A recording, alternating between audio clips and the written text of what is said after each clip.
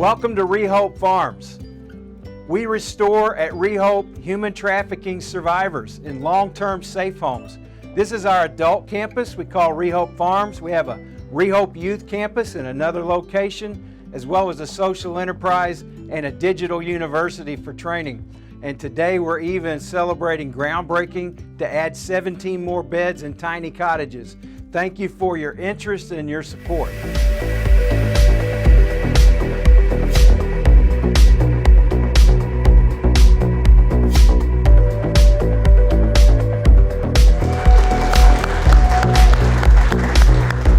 Welcome everybody to REHOPE Farms. We so appreciate you guys coming out today. I don't know about you, but I am fired up about this groundbreaking. How about you guys? It's just the beginning of a lot more work. It's a culmination, of course, of a lot of work, and many of you all have been so supportive and partnering for many years. And so I want to say a few words of thanks. Any board members that are here of REHOPE, I'd love for you to just stand and let folks acknowledge you and your work. All right.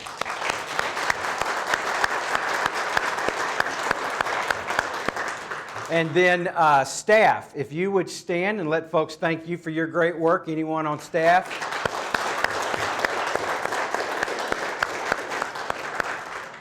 And then we also have some incredible supporters, those who have supported financially. Many of you have volunteered, been on the prayer team. We want to give God thanks and glory for what He's doing here. And if you're a volunteer or a donor, would you please stand?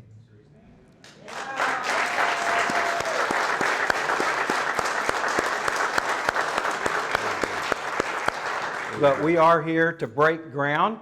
I want to thank Mike Yoder for the celebratory equipment out here. We're not actually going to make that bucket move, but it'll give you the idea that stuff like that is coming. So Mike, thank you for providing that. We appreciate it. So you may know that my wife and I, Debbie and I, used to serve overseas, and I'll never forget there was a woman who was asked during a street outreach why she didn't leave the traffickers that were selling her on the street in that part of Eastern Europe. And her reply has stuck with me ever since. She said, "Am I coming home with you? Do you have a safe place for me? Do you have a way to get me away from these traffickers? What about my children? What about a job?" And that was the first time I remember an interaction like that where it suddenly dawned on me that if there is no safe place, if there's no alternative, if there's no intentional restorative location and programming, then there's no real option for someone that's being trafficked. That was several years ago, and since then we've learned that it is possible to provide a safe place in restorative care in long-term safe homes. We've learned that there's up to 2 million trafficking victims, women, children, boys and girls, in the United States, 50 million in modern slavery worldwide. We've learned that there's only about 1,600 beds in the entire country for trafficking survivors, 1,000 about for adult women, about 600 for kids. And the absolutely most conservative estimate of the number of victims at any one time in the United States is 200,000. So even if it's that number, I believe it's 2 million or more. There's lots of reasons to substantiate that. But even if it was 200,000 on the most conservative end, now, we're short, 198,000 plus beds to help those that have this distinct need. So we're excited to be a part of what God is doing to save and change lives and to give an opportunity for a new life. And that's what you're a part of today. We tripled our capacity. This property was donated by the former Eastland Baptist Church in 2019. We first renovated the old parsonage into a 6-bedroom home, which is somewhere this way. And I'm directionally challenged, so I'm always pointing the wrong way. Okay, that was pretty close. It's that way. Then we renovated this building into a 12-bedroom residence with supporting, and you'll be able, supporting spaces and offices. You'll be able to tour that later as well. And then today we're going to go out and use some symbolic shovels and some real dirt, and we're going to celebrate the groundbreaking for the Tiny Cottage Village, which will add 17 more beds, which will double us again to 35. And then, Lord willing, we'll be able to add up to 10 more as we're able to raise those funds. So thank you so much for being here, and I want to ask a couple people to share briefly. Before I do that, though, I want to ask Elliot Threet if he would stand. He is our sponsor for today, providing lunch and support and videography. And Anna, who has to put up with his jokes, among other things. And so we're grateful for you guys' generosity today. I also want to ask Ron Finke if, would you like to say a word? Ron and Stewardship Capital have been supporters from the very beginning before we even opened. Would you care to say a word?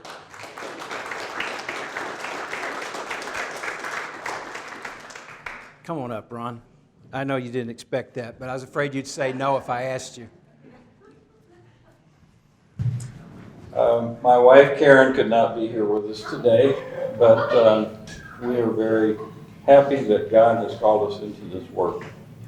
It's a work that we don't want to do, and neither does anyone else. And yet, when I think of all the different things, I haven't met very many charities that I don't like.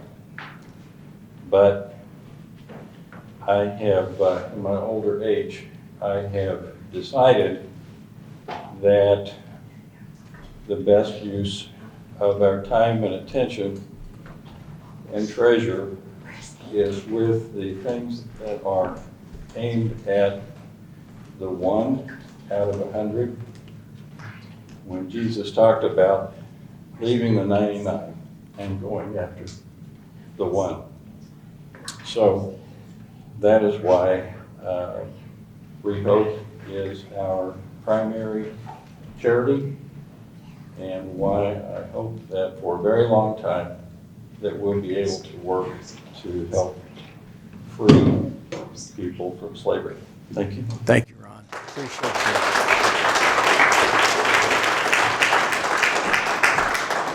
So we have this campus for adults, and we also have a second campus for children in an undisclosed location. Both of those campuses, however, are in Congressman Mark Alford's district. Vicki Hartzler before that. The Congressman is gracious with Leslie, his wife, to be here today to be a support. And Congressman, I'd love for you to come and just share a couple words if you would.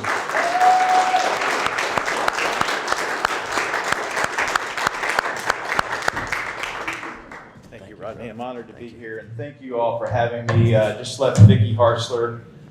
We were at an event in Warrensburg, and she sends her warm regards and her love for your mission here. I grew up in the Church of Christ in Baytown, Texas, a cappella church, and we grew up singing some great hymns that we don't sing a lot in church anymore. One of my favorite hymns is He Hideth My Soul. A wonderful Savior is Jesus my Lord, a wonderful Savior to me. He hideth my soul in the cleft of the rock, where rivers of pleasure I see. He hideth my soul in the cleft of the rock that shadows a dry, thirsty land. He hideth my life in the depths of His love, and covers me there with His hand. That's what REHOPE is. It's a cleft in the rock of Jesus Christ. And He is covering the lives of women and children with His hand and restoring their souls. I didn't really know about this program until last fall, and Vicki said, "Hey, I've worked with this program. I cannot be there. Would you pick up for me, because I couldn't be there?" But I'm so glad that we're here. I'm so glad to move forward with you guys to do what we can, because we are in a spiritual battle in America. I see it every day. It is a battle between good and evil. Demonic powers are at play in our world, and it's our job to stand in that gap so that Jesus Christ can cover people. And I'm honored to be here. Thank you so much. Amen. Thank you.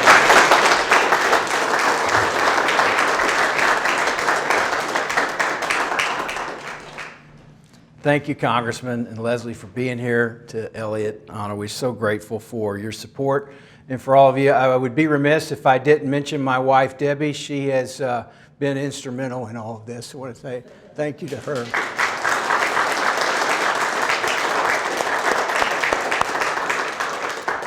So before we go outside and have our groundbreaking ceremony, and then we'll have lunch and tours, I just want to mention a couple other things. The groundbreaking will be for the Tiny Cottage Village. This will be phase 3.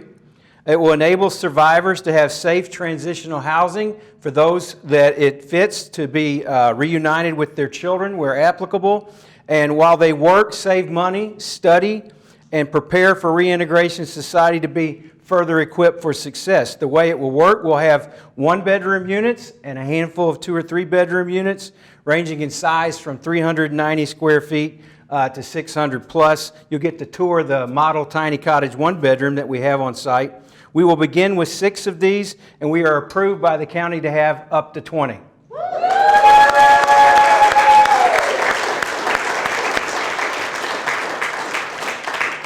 We spent a lot of time answering questions about water and sanitation, and it was almost like, sure, you can have 20. I'm like, we're gonna take that to the bank, put that in the paperwork. I want to thank Brian Holkstein with MKEC Engineering. He and Mike Barr are the masterminds behind the construction project. Thank you, Brian, for your work. So in several months, when we have got all the infrastructure in and we can hook up the tiny cottages, survivors who have completed the first 2 phases will have a job. We'll be able to pay subsidized rent and, of course, agree to policies for residents. We'll be able to reside in the tiny cottages for up to a year of transition. And those that are Survivor Program graduates working as support staff may be able to stay longer as they continue their work. Every bed added will make room for more phase 1 and phase 2 women in recovery. It's that important to save and change the lives and give that opportunity that first woman we talked about did not have.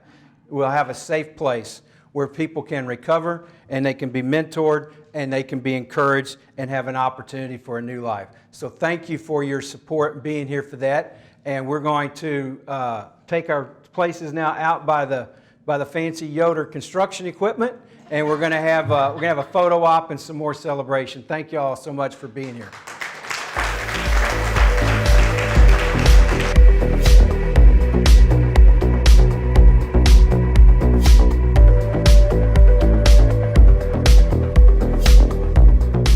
We're standing in front of where the Tiny Cottage Village is going to be. This is the model tiny cottage here next to me. We're going to have our groundbreaking back here. Behind that, you can see the fence. And inside that fence, we're going to have 10 tiny cottages with 17 beds so we can help more women recover from human trafficking. On the other side of this building, we've got goats and chickens and gardens and another home. And so we're adding to this tiny cottage space. So thank you again for your interest. For more information, you can go to rehope.org.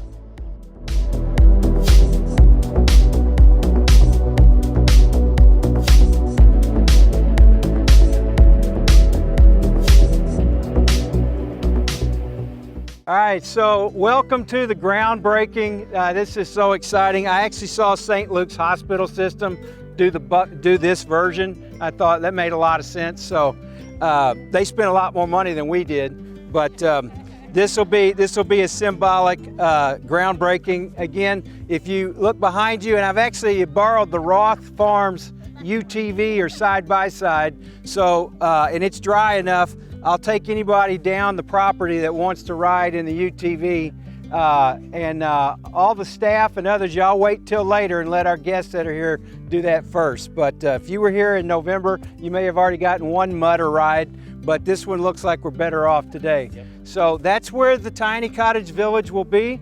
On this corner, there will be a lodge, and then there'll be a community center. The lodge will house training, external relations, guest rooms, things like that, and a trauma therapy suite. And then we'll have a little community center, which will have laundry and larger cooking facilities and gathering space for residents of the Tiny Cottage Village.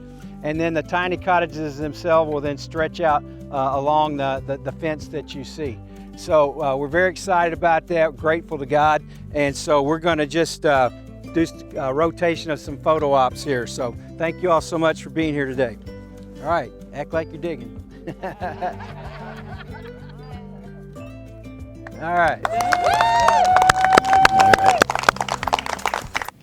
Congressman Mal Crawford, why is this important for this to be happening in your district? Well, Elliot, we've seen, just in the short time that I've been in Congress, but I've also seen the many years I've been on Fox 4, 25 years, just how big of an impact human trafficking has had on our area because of the confluence and the meeting of I-70 and I-49. We are the heart of America, but it's also a problem spot for human trafficking. And so I want to do everything I can to help the people involved in that who are caught up, not because of their own will, but because of evil desires of others. And I want to help give them a refuge, a place where it reminds me of a song that we used to sing in church. He hideth my soul, and God, Jesus covers us with a cleft of his hand in this rock. And that's what Restore is. It is a rock where Jesus is able to cover the lives of women and children with a cleft of his hand and restore their souls. We're here with Jeff Funderburk, who has actually been involved with REHOPE since the very beginning. What does it mean for you to be part of the groundbreaking today? This is just absolutely another beautiful step of God just continuing to be faithful, of him continuing to show how he loves. And it really has been fun, an entire journey from the beginning to see those first steps, but know that he wasn't finished with that. And then he's just continued to bless and bless and bless. And today just represents another step in the heart of our God, and we're grateful to be able to celebrate that truth. What does it mean to you to see that all the survivor-made merchandise that they're actually doing and giving back to the community and helping raise themselves up? Oh, it's beautiful. It's beautiful. I love that thought process, love the heart behind it, the value that brings. It's beautiful. It's beautiful. I love the ability, anytime someone can give. We know that from those of us who can be a part of giving towards something, but then when someone is able to give through, and it's just the power of giving. It's beautiful. We're here with David Seba at the REHOPE groundbreaking. What does it mean for you to be part of this? Well, honestly, it's a pretty incredible experience. I was so blessed to come alongside of Dr. Funderburk and Dr. Hammer when we first kind of dreamed all this up, and to be able to be in on the very beginning when no one saw what it could be, and now to see what it's become. It's just an incredible rush, and it's incredible to see what God has done in all this, and he just keeps building on it and just keeps amazing us in his work and the people that he's helped. What do you see for this REHOPE in the future in the tiny homes? I think this is really incredible to be able to have them have a stable place, have the victims have a stable place to start a new life. What a great thought, what a great opportunity. Hi, I'm here with Jason Alvis. What does it mean for you to be part of REHOPE? Well, as the new director of operations, it's pretty exciting to see something that has been dreamt of, prayed about, and hoped for a long time actually come into fruition. It's exciting to see God's faithfulness and his track record for his people, and now I get to manage the entire process until they go into place just over your shoulder there. Well, speaking of your director of operations, what do you think, and I love this idea of the survivor-made merchandise, the soaps, the candles, the cups? Yeah, so there are a whole lot of benefits to survivor-made products, and it starts as a therapeutic outlet for them in our Healing Arts program. And so it's not just to make a product to make money, but it's to essentially kind of have an outlet for trauma and allow them to be creative, to put their creative senses and ideas to work, and to see that as an output of the activity they're partaking in. And then I would submit that the selling of them is a residual benefit for the things that they do, so they can see that they have created something of value, something that they dreamed up in their heads, a design, a soap scent, a a picture on a tumbler or even some painting, the candles, all of these things are ways for them to tap into their creative ideas and senses in their mind, and then to be able to sell that and see that somebody values what they've created and wants to purchase it to be their own is really just a great symbol of how they can restore, they can create, and they can produce things of value out here. Jason, how does it feel to actually have a job that connects you with people like this? It's pretty amazing, and you don't even know, but I retired from the Army in November after 25 years, and so I've always been part of an organization that does its best to make a difference. But I would say, by and large, being able to leave every day knowing that this place is making differences, making positive differences in lives of the participants and residents that are here and others is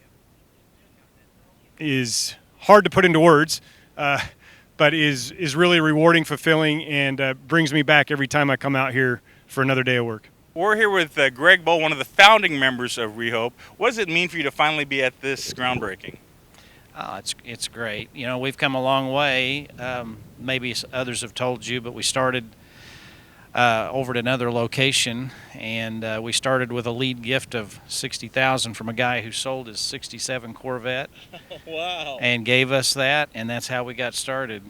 And of course, you interviewed Dave Seba, who gave us the 2 homes, and we hired a director and got going and lived hand to mouth for about 3 or 4 years. When you're a not-for-profit, you don't get a lot of grants. You need a track record before people start taking you seriously. But we're here now, and I think people know who we are, and we've increased the number of partnerships we've got to work with other people that do this, and you can't do it alone. So it's been a fun ride. Well, speaking as a founding member, you've done a little bit about everything here, a little bit of everything. You've even worked with the goats. Well, not some. I gave him a little advice on goats. I had a friend who had goats, and his advice. You were in on the initial goat decision here. I was. I was probably a no vote on that, but I got outvoted. I had a friend that raised them. He said they can get out of a basement without windows, Greg. So, and we built a nice big fence, and they watched us build it, and then ran right up the side corner rail, and they were out in about 5 minutes. So, but no, I've been able to do a few things along the way. I'm kind of the gardener, and I've helped with some of the tear outs before we did the renovation. I'm good at tearing it up. I'm not so good at building them back. What are you most excited about the future with the tiny homes? Well, it frees up space in the phase 2 area so we can take care of more women. And we've learned that even though the women graduate from the program, it's overwhelming to go back into the world. They've been so removed from that there's a lot of difficult transition. So phase 3 is going to give these women a chance to get on their feet even more, get established, save money, and get stabilized and ready for integrating back into life and society. So that's what it does for us. Hey everybody, we can't thank you enough for joining us today or for watching to learn about our groundbreaking, the exciting groundbreaking for our tiny cottage village. I'm standing at the model for our tiny cottages, and the whole point of here at REHOPE Farms and at REHOPE is the restoration of survivors of human trafficking. Here on this beautiful campus, the other campus we have for children in a separate place, and the campuses to come, that we might help more and more survivors of human trafficking be restored and have an opportunity for a new life. This is our model tiny cottage. We're planning to put 10 of those back here where we're breaking ground, and we so appreciate everybody coming out, and for all of you watching, for your support. Go to rehope.org for more information and to keep up with us on this journey in the restoration of survivors of human trafficking here at REHOPE Farms and at REHOPE. Thank you so much.